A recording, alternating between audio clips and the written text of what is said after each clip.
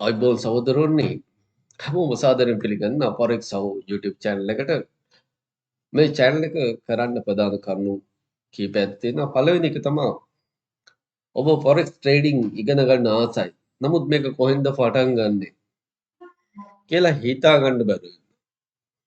අන්න ඒ වගේ කොටසක් මම මේකට ටාගට් කරනවා. දෙවෙනි කොටස තමයි මම මේකට ටාගට් කරන්නේ.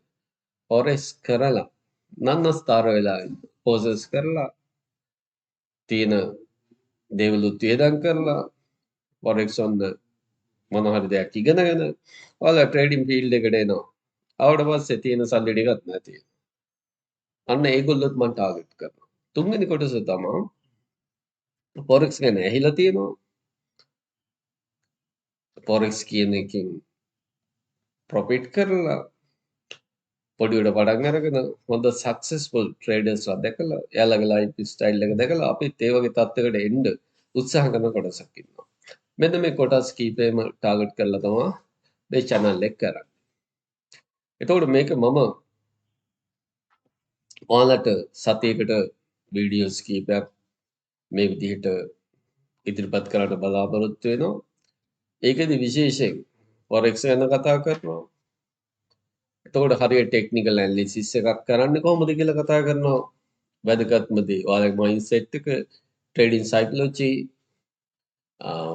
ඒ මයින්ඩ්සෙට් එක හදාගන්න හැටි කතා කරනවා. ඊට පස්සේ රිස්ක් මැනේජ්මන්ට් එක හරියට කරන විදිහ කතා කරනවා.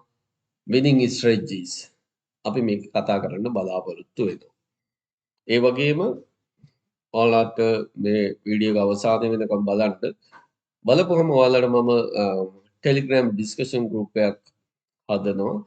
එතකොට සහෝදරවරුන්ටත් පුළුවන් ඒකට ඇවිල්ලා ඔයාලගේ තියෙන ප්‍රශ්න කට්ටියත් එක්ක ෂෙයා කරගෙන කමියුනිටි එකක් විදිහට අපිට බිල්ඩ් වෙන්න. මේක මම ફોකස් කරන්නේ අපේ ශ්‍රී ලාංකිකයන්. එක හේතුවක් තමයි මේ කාලේ ඕ එකක් යනවා. එතකොට ඔයාලට අමතර ආදායමක් ගන්න මේකෙන් පුළුවන්. මේක හරියට ඉගෙන ගන්න ඕනේ. එහෙම නැතු මේක කරන්න බෑ. මොන දේ වුණත් බේසික් හරියට දන්නේ නැතුව කරන්න පටන් ගත්තොත් මේ වගේ ෆීල්ඩ් එකක් කියන්නේ ඇත්තටම ගොඩක් වෙලාවට සූදුවක් ගැම්බ්ලින් පැත්තට දෙමරු වෙනවා. එතකොට මම ඔයාලට මෙතන කතා කරන්නේ এডুকেෂනල් දේවල් විතරයි. එතකොට මෙතන මම ෆයිනෑන්ෂල් ඇඩ්වයිස් කාටවත් දෙන්නේ. එතකොට කවුරු හරි කෙනෙක් හිතනවා නම් මේකේ යමක් අරගෙන Forex දන්නේම නැති කෙනෙකුට උනත් මේක තේරුම් ගන්න පුළුවන් හරිම සරල විදිහට ඊළඟ වීඩියෝ එකේ මම කැන්ඩල්ස්ටික් පැටර්න් වල ඉඳන් කතා කරන්නේ.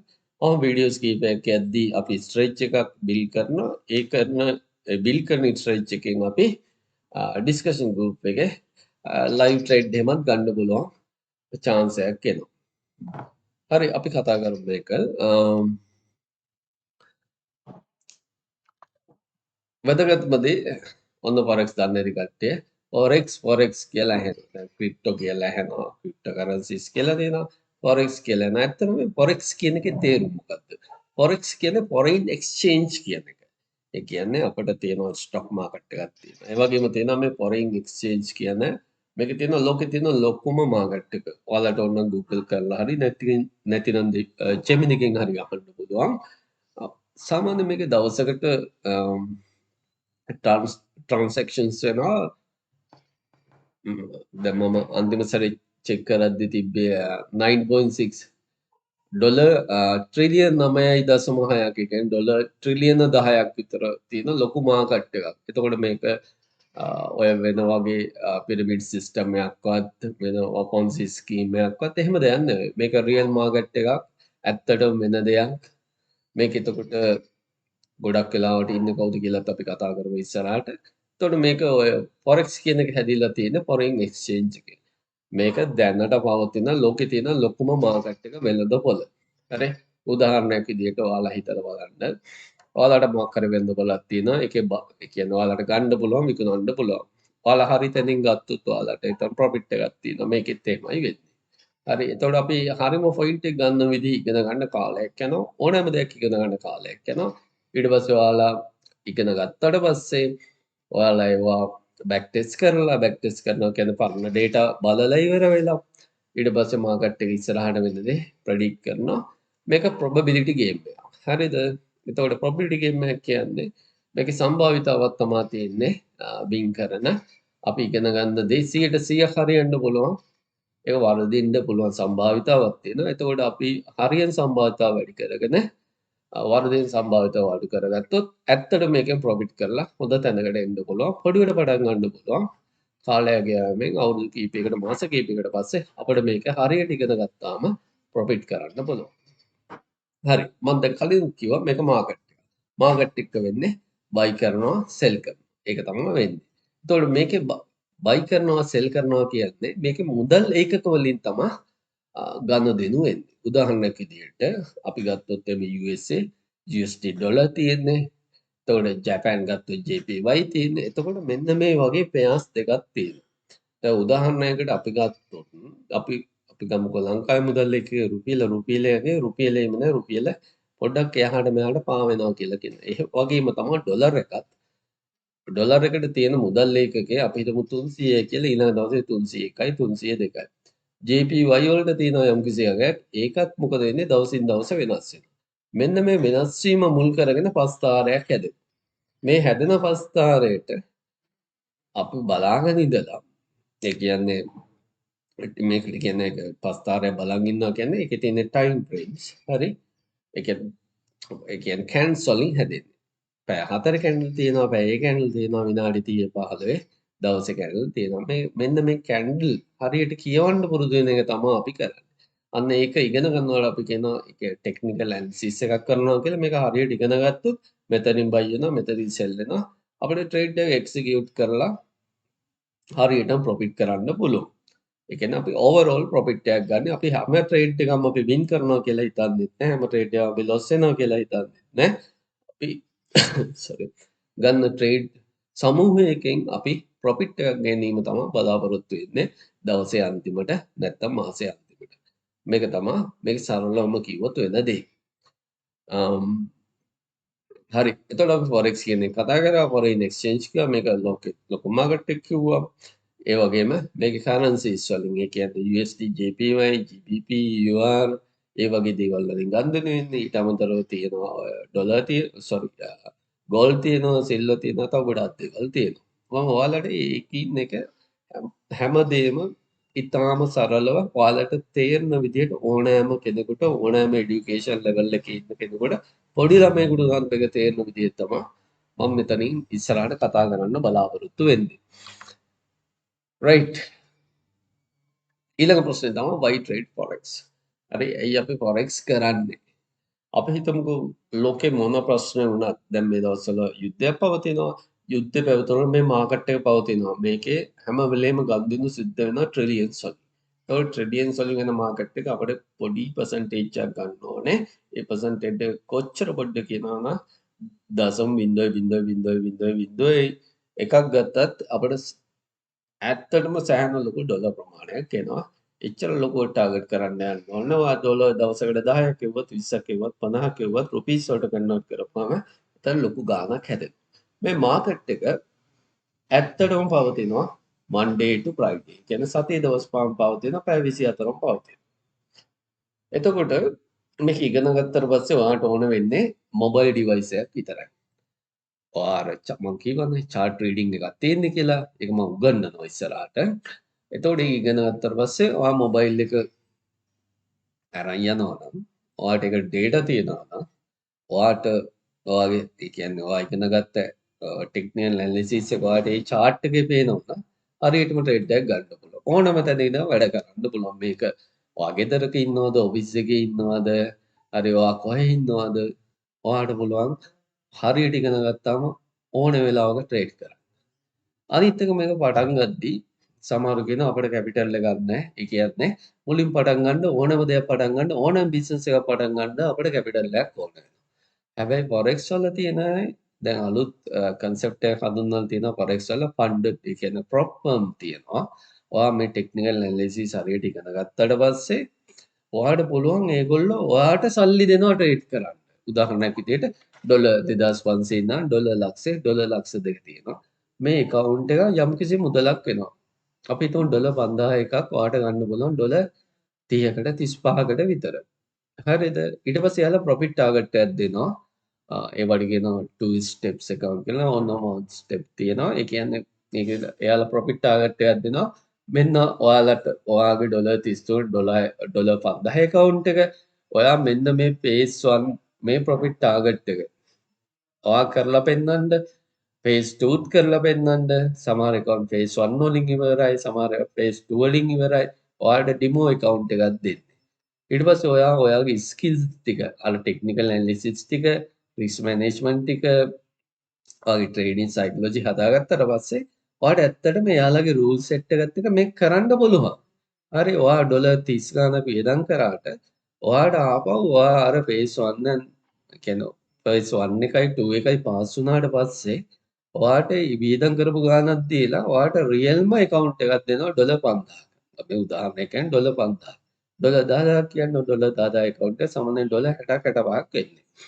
ඊට පස්සේ ඔයාට තියෙන්නේ ඔයාට වියදම් කරපු ගාණක් හම්බෙනවා. ඔයා ස්කිල් ට්‍රේඩර් කෙනෙක් කියලා පෙන්නුවට පස්සේ ඔයාට තියෙන ප්‍රොෆිට් කරන්න විතරයි. ප්‍රොෆිට් කරපුවාම ඒගොල්ලෝ 100ට ගාණක් තියාගෙන ඉතිරි 100ට ගාණ ඔයාගේ බැංක් එකේ account එකටම හරි ඔයාට ඒගොල්ලෝ ඩිපොසිට් කරනවා. එහෙම නැත්නම් ඔයාලා Binance හරි වෙන මොනවා හරි විදියක් තියෙනවනේ ඒවට ඒ කියන්නේ මේ withdrawal එක ගන්න පුළුවන්. මේක කිසිම ඉලීගල් නෑ. මේක ලීගල්. හරි මම මේ කතා කරන දේවල් এডুকেෂනල් පර්පස් only. හරිද? මම මෙතන ඔයාලට ෆයිනෑන්ෂල් ඇඩ්වයිසස් දෙන්නේ. නමුත් මම මෙහෙම දෙයක් තියෙනවා කියන එක විතරයි කියන්නේ. ඊටාම කුඩා මුදලකින් ආරම්භ කරන්න පුළුවන්. ඒ කියන්නේ ඔයාගේ පර්සනල් කැපිටල් එකක් නැත්නම් අර විදියට යන්න පුළුවන්. රයිට්. එතකොට දැන් මේක මම කියවනේ ලෝකේ තියෙන ලොකුම මාකට් එක. දැන් අපි ගත්තොත් අපේ තියෙන ස්ටොක් මාකට් එක ලංකාවේ තියෙන කම්පැනිස් මේක එහෙම නෙමෙයි. මේක තියෙන්නේ කියන්නේ ලෝකෙම ලොකුම මාකට් එක. ලෝකෙම රටවල් මේකට සම්බන්ධ වෙනවා. ඒකට උදාහරණයක් විදිහට මේ යටම ඉන්න කොටසට අපි කියනවා ඒ කියන්නේ අපි පර්සනල් ට්‍රේඩර්ස්ලා. එයාලා එක්කෙනා දෙන්න තුන් දෙනා හරි නැත්තම් පොඩි පොඩි ගෲප් විදිහට ඉන්නේ ඒගොල්ලන්ට අපි කියනවා රීටේල් ට්‍රේඩර්ස්ලා කියලා. හරිද? එතකොට ඒගොල්ලෝ තමයි මේකේ යටම කොටසේ ඉන්නේ. ඊට උඩින් තියෙනවා ඔය කමර්ෂල් බැංක්ස් ඒ කියන්නේ වාණිජ්‍ය බැංකු. හරිද? ඒ කියන්නේ ලංකාවේ නම් සම්බන්ධ වෙනවද කියලා දන්නේ සමහරට සම්බන්ධ වෙනවා ඇති. නමුත් අනිත් රටවල් වල ඔය අපි ගමුකෝ UK, ස්විට්සර්ලන්ඩ් ඒ වගේ තියෙන ස්විස් බැංක්, USA වල තියෙන ප්‍රධාන බැංකු ඒ කියන්නේ සෙන්ට්‍රල් බැංක්ස් තමයි මේකේ උඩම ඉන්නේ. මොකද මෙතන තමයි ට්‍රිලියන් ඩොලර් මාකට් එකක් තියෙන්නේ. ඒගොල්ලෝ හැම වෙලේම බලන්නේ කීයක් හරි දාලා ප්‍රොෆිට් කරලා හොඳට ලොකු ප්‍රොෆිට් එකක් එළියට ගන්න ඩොලර් මිලියනයක් අපිට මේගොල්ලෝ දානවා කියලා. ඒගොල්ලෝ මිලියන් නෙවෙයි බිලියන්ස් වලින් ට්‍රේඩ් කරන කට්ටියක් ඉන්නවා. ලොකු ඊට වැඩිය ලොකු ඇමවුන්ට්ස් වලින් ට්‍රේඩ් කරන කට්ටියක් ඉන්නවා. මේගොල්ලන්ට අපි ඉන්ස්ටිටියුෂනල් කියනවා. එතකොට දැන් මේ වගේ ඒ කියන්නේ ඉන්ස්ටිටියුෂනල් තියෙනවා, සෙන්ට්‍රල් බැංක්ස් තියෙනවා, අනිත් ඔය ලොකු කම්පැනිස්න් තියෙනවා, රීටේල් ට්‍රේඩර්ස්ලත් ඉන්නවා. මෙන්න මේගොල්ලෝ ඉන්න කොටසක් මාකට් එකකින් තමා අපි කීයක් හරි ගන්න හදන්නේ. එතකොට අපිට මේකට නිකම්ම ගිහිල්ලා මේක නිකන් chart එක හරියට දන්නේ නැතුව මොනවා හරි දෙයක් ඉගෙනගෙන වැඩි අපි ඒක බැක් ටෙස්ට් කරන්නේ නැතුව එහෙම මේකට යන්න බෑ. දැන් අපි A level කරත් අවුරුදු 13ක් යනවා. ඒකේ ෆයිනල් එක්සෑම් පාස් කරලා තමයි කැම්පස් යන්න ඕනේ. එතකොට මේකට යද්දි මේක හරියටම දැනගෙන යන්න ඕනේ. ඒ කියන්නේ අපි දැනන් ගියොත් මේක දැනගෙන ගියොත් විතරයි මේක කරන්න පුළුවන්. එහෙම නැතුව ලක්යකට බයි සෙල් ගාලා එහෙම ප්‍රොෆිට් කරන්න බෑ. එහෙම කරපු කට්ටිය තමා 99%ක්ම ඉන්නේ මම දන්න තරමට 100%ක් විතර තමයි සක්සස් වෙන්නේ. ඒකෙන්ද මම කවුරු හරි කියනවා හිතනවා නම් ෆොරෙක්ස් ගන්න ඒගොල්ලන්ට මම කියන්නේ මේක 100%ක්ම ඉගෙන ගන්න. 100%ක් ඉගෙන ගන්නවා කියන්නේ concept හැම එකක්ම ඉගෙන ගන්න ඕනේ. අවශ්‍ය දේවල් බේසික් දැනගෙන ඔයා concept එකක් හදාගෙන ඒක ඔයාගේ chart එකේ දැක්කාම හරියට ට්‍රේඩ් එක ගන්න. එතකොට අර ට්‍රිලියන් ඩොලර් මාකට් එකෙන් ඔයාට කීයක් හරි අරගෙන එළියට එන්න පුළුවන්. හරිද? ඒ කියන්නේ මාකට් එක අපි දැනගත්තට පස්සේ මාකට් එක තේරුම් ගත්තට පස්සේ මාකට් එක යන පැත්තට අපිට තියෙන්නේ ට්‍රේඩ් එක ගන්න. මාකට් එක යන පැත්තට විරුද්ධව ගන්න නැහැ. හරි මේක සිම්පල් තියරි හැමෝටම තේරෙනවා. හරි යන පැත්තට අපි ට්‍රේඩ් එක ගන්නවා. එතකොට අපි වින් කරනවා. එතකොට අපිට ප්‍රොෆිට්. හරි ඒකේ දැන් මේ මාකට් එක හදලා තියෙන්නේ මේක කොච්චර ඉන්ටරෙස්ටිංද කියනවනම් මේ මාකට් එක හදලා තියෙන්නේ අපේ මයින්ඩ්සෙට් එක අනිත් පැත්තට සිද්ධ වෙන්නේ. ඒ කියන්නේ ට්‍රේඩ් එකක් ගත්තොත් ඒක අනිත් පැත්තට යනවා. ඔයාලා ට්‍රේඩර් කෙනෙක් නම් ඔයාලා ඒක දන්නවා. හරිද? මේ මාකට් එක ඒ තරම්ම ඒ කියන්නේ ඉන්ටෙලිජන්ට් සිස්ටම්ස් මේක ඇතුළේ රන් වෙන ඇල්ගොරිතම් රන් වෙන එක තේරුම් ගන්න පුළුවන් කන්සෙප්ට් එක දැනගත්තා. ලොකු බර කන්සෙප්ට් දැනගන්න ඕනෙත් නැහැ. ඔයාලා අහලා ඇති සිම්පල් ඉස් මෝර් කියලා කතාවක් තියෙනවා. මේක හරිම සිම්පල් විදිහට තේරුම් ගත්තාම ඔයාලට මේක පේන්න පටන් ගන්නවා. ඒ දවසෙන්ද පොඩි කාලයක් යනවා. පොඩි කියන්නේ ඔයාලා මේක වෙනුවෙන් දෙන එෆර්ට් එක. ඒ කියන්නේ කොච්චර අමහන්සි වෙනවද මොන වගේ දේවල්ද ඔයාලා කරන්නේ කියන එක මේකට බලපාන. රයිට් කොහොමද අපි මේක තේරුම් ගන්න? ඒ කියන්නේ මාකට් එක තේරුම් ගන්න විදිය තමයි වැදගත්. මාකට් එක තේරුම් ගන්න විදිය කියන්නේ මාකට් එක අපි කියවන්න පුරුදු වෙන්න ඕන. ඕනම දෙයක් අපිට කියන්නේ තේරෙන්න ඕනේ ඒක හරි රිසල්ට් එකක් ගන්න. එහෙම නැතුව ඒක තේරෙන්නේ නැතුව අපිට ඒ දේ කරන්න ගියත් එක්සෑම් එකක් වුණත් අපි හරියට තේරුම් ගන්න නැතුව ස්ටඩීස් ඒ කියන්නේ තියරිස් තේරුම් ගන්න නැතුව එන්ඩ් රිසල්ට් එකක් බලාපොරොත්තු වෙලා එක්සෑම් වල හොඳ ග්‍රේඩ් එකක් එන්නේ නැහනේ. ඒ වගේ තමයි මේ මාකට් එකේත් හරිද? ඒ කියන්නේ අපට මොන හරි සල්ලි හදිසියක් වෙලා තියෙනවා. අපි ෆොරෙක්ස් කරලා මෙහෙම කට්ටිය කරලා තියෙනවා. අපිත් එහෙම වෙන්න පුළුවන් ඇති කියලා කරන්න ගන්න එපා. තියෙන ටිකක් නැති වෙනවා. ඇත්ත කතාව ඒකයි. එතකොට මාකට් එක තේරුම් ගන්න නම් මුලින්ම ඉඳන්ම මේ කැන්ඩල් එකේ ඉඳන් පටන් ගන්න. කැන්ඩල් එකේ ඉඳන් පටන් ගන්නවා කියන්නේ බයි කැන්ඩල් එක, සෙල් කැන්ඩල් එක මොනවද තියෙන කැන්ඩල් වර්ගවල ඉඳන් මේක යන්නේ.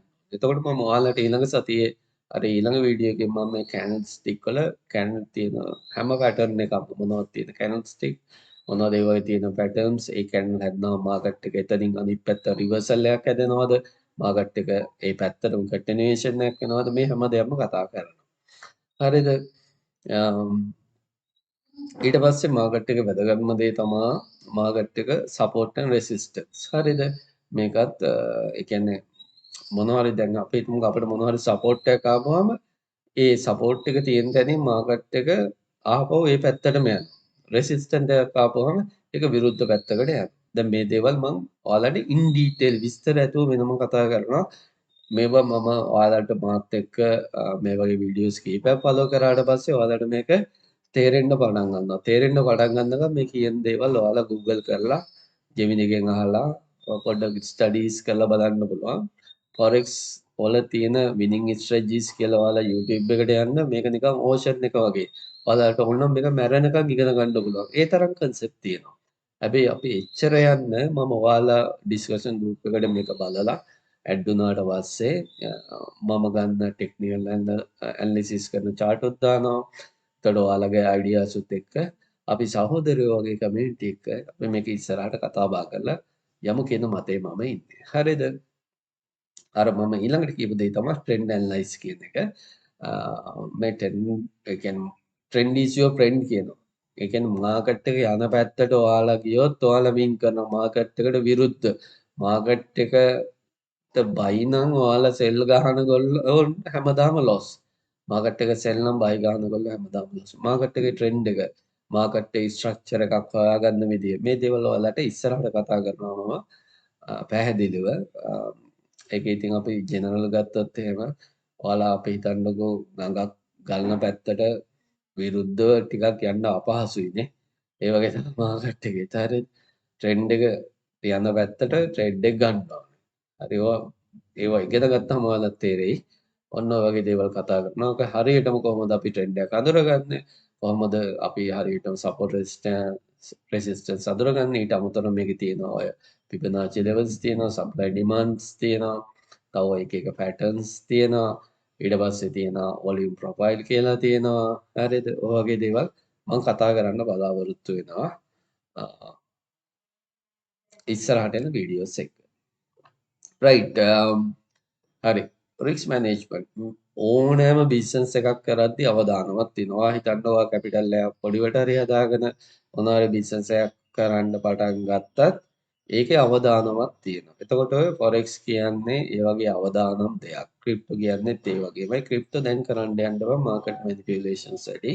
ෆොරෙක්ස් කියන්නේ ට්‍රිලියන් ඩොලර් මාකට් එකක් මැනිපියුලේට් කරන්න අමාරුයි. ඒ කියන්නේ එතන ලොකු ඩොලර්ස් ට්‍රිලියන්ස් වලින් යන්නේ. එතකොට බිලියන්ස් මිලියන්ස් ඒ කියන්නේ මැනිපියුලේට් කරන්න හරිම අමාරු මාකට් එකක්. එතකොට ඔයාලා ටෙක්නිකල් ඇනලිසිස් හරියට දන්නවා නම් අනිවාර්යෙන් කරන්න පුළුවන්. මෙතනදී ඔයාලා දැනගන්න ඕනේ දැන් අපි බිස්නස් එකකට උනත් ලෝන් එකක් අරගෙන බිස්නස් එකක් කරනවා නම් ඒක සොලිඩ් වෙන්න ඕනේ. එහෙම නැතුව ඔයාලට ලෝන් එක ගන්නත් බැරි වෙනවා. බිස්නස් එක ලොස් වෙනවා. නිකන් අර සිංහලෙන් කියන්නේ කබලෙන් ලිපට වැටෙනවා වගේ කතන්දරයක් වෙනවා. එතකොට අපි ෆොරෙක්ස් කරද්දිත් කියනවා ඔබට අහිමි කළ හැකි මුදලක් පමණක් ආයෝජනය කරන්න. එහෙම නැතුව ලෝන් අරගෙන රත්තරන් බඩු උකස් කරලා හරිද? ඒ වගේ දේවල් කරලා මේක කරන්න යන්න එපා. ඒවා කවදාවත් රෙකමන්ඩ් කරන්නේ නැහැ. මුලින්ම මේ වගේ හරිම ලේසි ෆොරෙක්ස් කියන්නේ ඒ කම්පැනිස් ඔයාලා ඩිමෝ account එකක් දෙනවා. ඔයාලා ටෙක්නිකල් ඇනලිසිස් ඉගෙන ගත්තට පස්සේ ඒ ඩිමෝ account එකේ ඔයාලා ප්‍රොෆිට් කරනවා නම් අඩු ගන්න account 10ක් 15ක් 20ක් විතර ගහලා ඔයාලා මේ phase 1 phase 2 level එකට එනවා නම් ඩොලර් 25 30ක් 50ක් දීලා ඩොලර් 5000ක 10000ක පොඩි account එකකින් පටන් ගන්න. ඩොලර් 2500ක account එකකින් උනා පටන් ගන්න. ඔව් ඒ කියන්නේ ඒ දැන් ඒ account කියන්නේ මම කිව්වේ අර account අපිට දෙනවා කියලා. ඒ දෙනගොල්ලොත් මේවා හැමතැනම තියෙන ස්කෑම්ස් තියෙන. එතකොට අපි බලන්න ඕනේ හොඳ රේටින්ස් තියෙන කම්පැනිස් තෝරගන්න. උදාහරණයකට FTM, 5 years, funding pips ඒ වගේ ඒ කියන්නේ genuine ඒගොල්ලෝ අවුරුදු ගාණක් කල් පැවතෙන්න ඕනේ. එයාලගේ රේටින් හොඳ වෙන්න ඕනේ. හරිද? අන්න ඒ වගේ ප්‍රොප් ෆර්ම් එකක් කින් account එකක් ගන්න කියලා තමයි මම රෙකමන්ඩ් කරන්නේ. එහෙම නැතුව ඔය පොඩි පොඩි ඒ කියන්නේ එක කාලට නිකන් බබල් වගේ. කියනවා දැන් අනිත් අර ජෙනුයින් ඒ වගේ ටිකක් ගන්න. අරවා ඒ ගානේ 50ක්වත් නෑ 125ක නෑ. ඇවිල්ලා ඉතින් කියනවා මෙහෙම ගන්න මෙහෙම කියලා. ඒ මිනිස්සු කරන්නේ සල්ලි ටික එකතු කරන්න මාසයකට විතර පස්සේ ඩිසපියර් වෙනවා. එහෙම වගේ දේවල් වලට ඉන්වෙස්ට් කරන්න එපා. ලංකාවේ වුණත් ඔයාලට හොඳ එක්ස්පීරියන්ස් ඇති ඔය එක නිකන් ස්කීම්ස් ඇවිල්ලා ෆොන්සි ස්කීම්ස් ඇවිල්ලා මිනිස්සුන්ට අර මෙච්චරක් දැම්මොත් අච්චරක් දෙන්නම් කියලා අන්තිමට මේ මිනිස්සුන්ට දාපු සල්ලිත් නැහැ කම්පැනිත් නැහැ. එහෙම ලෙවල් වලට යන්න එපා. හරිද? එතකොට හැම වෙලේම ඔයාට invest only what you can afford to lose. හරිද? ඔයාලා ඉන්වෙස්ට් කරන්න ඕනේ. මේක මට නැති වුණාට අකුලක් නැහැ. හැබැයි මම මේකේ ටෙක්නිකල් පැත්ත දන්නවා. මම දැනගෙන කරන්න. එතකොට මම ප්‍රොෆිට් එකක් බලාපොරොත්තු වෙනවා කියන මතයට ආවට පස්සේ විතරක් කරන්න. හරි. එතකොට මේකේ අර මම මේකට අපි කියන්නේ රිස්ක් මැනේජ් කරනවා කියලා. එතකොට අපි ට්‍රේඩ් එකක් ගද්දි හැම වෙලේම අපි හිතන දේම නොවෙන්න පුළුවන්. හරිද? අපි හිතමු අපි ඩොලර් 10000ක account එකකින් ඩොලර් 100ක් දානවා 100ට එකක් ට්‍රේඩ් එකකට. ඔයා කරන්නේ එන්ට්‍රි අරගෙන ඔයාගේ ස්ටොප් ලොස් එක. ඒ කියන්නේ මෙතනින් පල්ලෙහාට ගියොත් ඔයා මේ අවුලක් නැහැ. මගේ ස්ටොප් ලොස් වැදුනා. මට මේක ප්‍රොෆිට් වුණොත් එකට පහක් ඒ කියන්නේ 100ක් දාලා ඩොලර් 200ක් 100ක් දාලා ඩොලර් 500ක් එහෙම නැත්නම් ඒකට කියන්නේ ටේක් ප්‍රොෆිට් කියන එක. ඒක આવොත් ප්‍රොෆිට් එක ගන්නවා ලොස් වුණොත් 100 නැතුණාට අවුලක් නැහැ කියන මතේ ඉඳ ගන්නවා. හරිද? එතකොට මේකේ තියෙනවා ස්ටොප් ලොස් කියලා. මේක කියලා දෙනවා මෙතන. හරිද? බයි වල කොහොමද දාන්නේ? සෙල් වල කොහොමද දාන්නේ? මේ ස්ටොප් ලොස් එක දාන්න නැතුව සමහරව ට්‍රේඩ් කරන එන්ට්‍රි විතරක් අරන් එයාලා හිතනවා හරි දැන් අපි හැමෝම දන්නවා ටෙක්නිකල් ඇනලිසිස් හරි මේකේ මොන සිස්ටම් එකක්වත් 100% ප්‍රොෆිට් කරන සිස්ටම්ස් මේ ලෝකේ නැහැ. හරිද? ඔයාලා කොච්චර සිස්ටම් එකක් ඉගෙනගෙන කන්සෙප්ට් එකක් ඔයාලා ගොඩනගුවත් අනිවාර්යයෙන්ම ස්ටොප් ලොස් කියන එක දාන්නම ඕනේ. හරි? මේ ස්ටොප් ලොස් එක අනිවාර්යෙන් පාවිච්චි කරන්න ඕන. ඒක මම රෙකමන්ඩ් කරනවා. මම ට්‍රේඩර් කෙනෙක් විදිහට කරපු මිස්ටේක්ස් වල ඉගෙනගත්ත එක්ස්පීරියන්ස් තමයි ඔයාලත් එක්ක ෂෙයා කරගන්න ඉස්සරහට. අනිත් එක වැදගත්ම දේ මේක එක දවසකින් කාටවත් හරිද මල්ටි බිලියන කෙනෙක්වත් බිලියන කෙනෙක්වත් එහෙම වෙන්න බෑ. මේකට ගොඩාක් ඉවසීමක් තියෙන්න ඕනේ. මාකට් එකේ ට්‍රේඩර් කෙනෙක් වෙනවා කියන්නේ ඔයාට මාකට් එක ගුරුවරයා වෙලා ටීච් කරනවා ඩිසිප්ලින්ස්. හරි. ඔයා එකම මිස්ටේක් එක දෙපාරක් තුන් සැරයක් කරොත් ඔයා මාකට් එක ඔයාට ටීච් කරනවා. හරි. ඔයා ඔය මිස්ටේක් එක කරපු හින්දා තමයි මෙහෙම වුනේ. අය ඒක කරන්න එපා කියලා.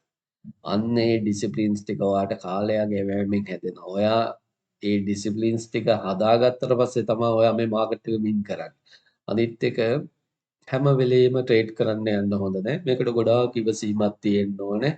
හරිද? එතකොට මේ දේවල් හදාගන්න හැටි ඔයාලට මම මේ කියන මයින්ඩ්සෙට් එක ට්‍රේඩින් සයිකොලොජි පැත්ත හරිම වැදගත් මේක හදාගන්න හැටි. මම සෝරි වෙනම කියලා දෙනවා. හරිද? එතකොට ඉස්සරහට එතකොට මේක මාස කිහිපයක් ඇදෙන්න පුළුවන්. නමුත් කමක් නැහැ. ඔයාලා මේක හරියට ඉගෙන ගත්තට පස්සේ ඔයාලගේ ලයිෆ් ටයිම් බෙනිෆිට් එකක් තියෙනවා ෆොරෙක්ස් මාකට් එක. ඔය අනිත් මාකට්ස් තියෙනකම් ඔයාලා ට්‍රේඩ් කරලා ලංකාවෙත් මේක ඉලීගල් නෑ, මේක ලීගල්. ලෝකෙම කරනවා කියන්නේ මේක ලීගල්. එතකොට ඒක ඔයාලා මේක ලීගල් විදිහට කරන්න මා බැංකුව කියන්නේ මොකද්ද? ඒ විදිහට මේකේ එයාලා කියලා තියෙනවා මේ වගේ රෙපියුටේටඩ් ප්‍රොප් ෆර්ම් වල හරි ඒ විදිහට ඔයාලා මොන හරි දෙයක් earn කරනවා නම් ඒ බැංකුව හරහා ගන්න කියලා එයාලා ෆලෝ කරන්න. එතකොට කවදාවත් ප්‍රශ්නයක් ඇති වෙන්නේ නැහැ මේකට. හරිද? ඔය රිස්ක් මැනේජ්මන්ට් නැතුව කවුරු හරි මොන ටෙක්නිකල් ඇනලිසිස් පැත්තේ එක්ස්පර්ට් කෙනෙක් වුණා එයා ලොස් වෙන එක තමයි වෙන්නේ. ට්‍රේඩින් කරලා තියෙනවා මම මේ කියන එක දන්නවා. හරි. එතකොට ඔයාලට මම අද කතා කරේ ෆොරෙක්ස් කියන්නේ මොකක්ද? එතකොට ෆොරෙක්ස් මාකට් එක්ක අපි කොහොමද හැසිරෙන්න ඕනේ? හරි. මෙන්න මේ වගේ කියන්නේ ගොඩාම බේසික් දේවල්. හරි. එතකොට මේ බේසික් දේවල් කතා කරන්නේ අර මම කිව්වේ ෆොරෙක්ස් ගැන දන්නේ ඉගෙන ගන්න ඕනේ. ඉගෙනගෙන ප්‍රශ්න ගොඩක ඉන්නවා. ඒගොල්ලන්ට තමයි මේක කතා කරේ. එතකොට මම ඊළඟ වීඩියෝ එකෙන් මම ඔයාලට කතා කරනවා මම කියවන මේක බේසික්. ඒ කියන්නේ බේසික් කියන එක සොලිඩ් තියෙන්න ඕන 100%ම තියෙන්න ඕන. ඇත්තටම 110 තියෙන්න ඕන. හරිද? ඒක ඉගෙන ගන්න නම් කැනල් ඒ කියන්නේ කැනල් එක හැදෙන එකේ ඉඳන් ඉගෙන ගන්න. ඔයාලට මම ඊට පස්සේ කැනලිස්ටික් පැටර්න් එක හැදෙන එක තමයි කතා කරන්නේ. ඔය කැනල්ස් තියෙනවා වර්ග. ඒ කැනල් වර්ග ඔයාලට මම පැහැදිලිව පෙන්නනවා chart වල තියෙන එක්සැම්පල් එක. හරි. එතකොට ඒ කියන්නේ නෙක්ස්ට් වීඩියෝ එක වෙන්නේ ඒක. එතකන් ඔයාලට පුළුවන් ඔයාලගේ තියෙන එක්ස්පීරියන්ස් ඔයාලා මොකද වෙලා තියෙන්නේ මේ වෙද්දි ලොස් වෙලාද ප්‍රොෆිට් වෙලාද ඔය දේවල් කතා කරන්න මම ටෙලිග්‍රෑම් ගෲප් එකක් මේ වීඩියෝ එක පල්ලෙහාම මම ඩිස්ක්‍රිප්ෂන් එකේ දාලා තියෙනවා.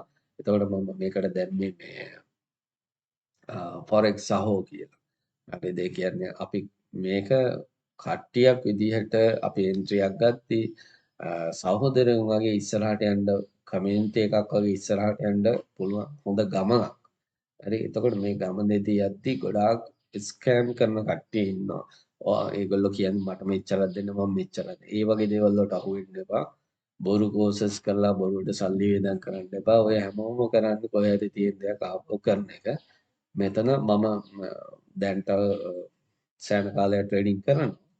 එතකොට මගේ මේ එක්ස්පීරියන්ස් එක ඔයාලත් එක්ක ෂෙයා කරන්නේ. මේ එකක්වත් ෆයිනෑන්ෂල් ඇඩ්වයිස් නෙමෙයි. මේවා এডুকেෂනල් මැටීරියල්ස් විතරයි. ඒ ගෲප් එකට ඇවිල්ලා ඔයාලා කට්ටියත් එක්ක කතා බහ කරලා කමියුනිටි එකක් විදිහට අපි ඉස්සරහට යන්න බලමු. මේකේ පරමාර්ථය අරමුණත් ඒකයි. එහෙනම් අපි ඊළඟ වීඩියෝ එකෙන් හමු වෙමු. ඔයාලගේ යාළුවොත් එක්ක මේක ෂෙයා කරන්න. ඔයාලගේ අයියලා අක්කලා මල්ලිලා ලොස් වුණ කට්ටිය ඉන්නවා නම් එයාලටත් මේ ලින්ක් එක දෙන්න. දීලා ඒගොල්ලොත් ඇඩ් කරගන්න. ඔයාලට මාසයක් විතර යද්දි මේ අපි කතා කරන එකේ වටිනාකම ටික ටික වැටහෙන්න පටන් ගන්නවා. එහෙනම් සහෝදරවරුනි කට්ටියටම සුබ දවසක්. ඊළඟ වීඩියෝ එකකින් අපි හම්බ වෙමු.